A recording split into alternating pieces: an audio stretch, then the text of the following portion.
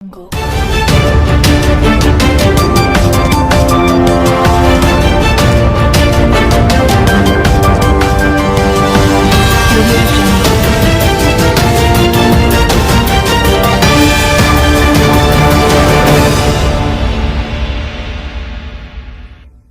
ବନ୍ଧୁ ଶୁଭ ସନ୍ଧ୍ୟା। ମୁଁ ସ୍ୱାଗତ କରୁଛି ବିଏମ୍କି ରୋଶନ ୟୁଟ୍ୟୁବ୍ ଚ୍ୟାନେଲକୁ। ତ ଆଜି ହେଉଛି 23 ଡିସେମ୍ବର 2024 ସୋମବାର।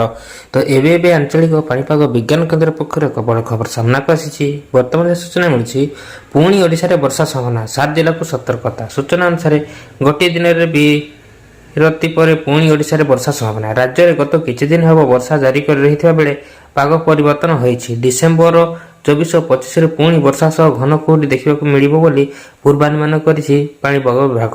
ପଶ୍ଚିମାଞ୍ଚଳ ପ୍ରଭାବରେ ବର୍ଷା ସମ୍ଭାବନା ରହିଛି। 7 ଜିଲ୍ଲାକୁ ସତର୍କତା କରିଛି ପାଣିପାଗ ବିଭାଗ। କେନ୍ଦ୍ରାପଡ଼ା, ଜଗତସିଂହପୁର, ପୁରୀ, ଖୋର୍ଦ୍ଧା, ଗଞ୍ଜାମ, ଗଜପତି, ରାୟଗଡ଼ା ଜିଲ୍ଲାରେ ବର୍ଷା ହେବାର ସମ୍ଭାବନା ରହିଛି।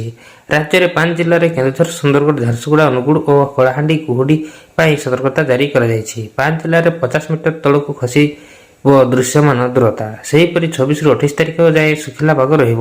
29 ତାରିଖରୁ ପୁଣି କୋହଲା ପାଗ ସହ ବର୍ଷା ସମ୍ଭାବନା ରହିଥିବା ବେଳେ ଆଗାମୀ 3 ଦିନ ପରେ ଶୀତର ପ୍ରଭାବ ବଢ଼ିବ ବୋଲି ଆଞ୍ଚଳିକ ପାଣିପାଗ କେନ୍ଦ୍ର ସୂଚନା ଦେଇଛି।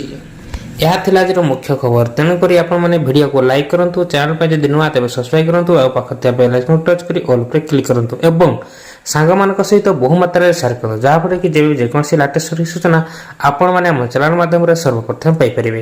ବ୍ୟୁରୋ ରିପୋର୍ଟ, ବିଏମ୍କି ରୋଶନ।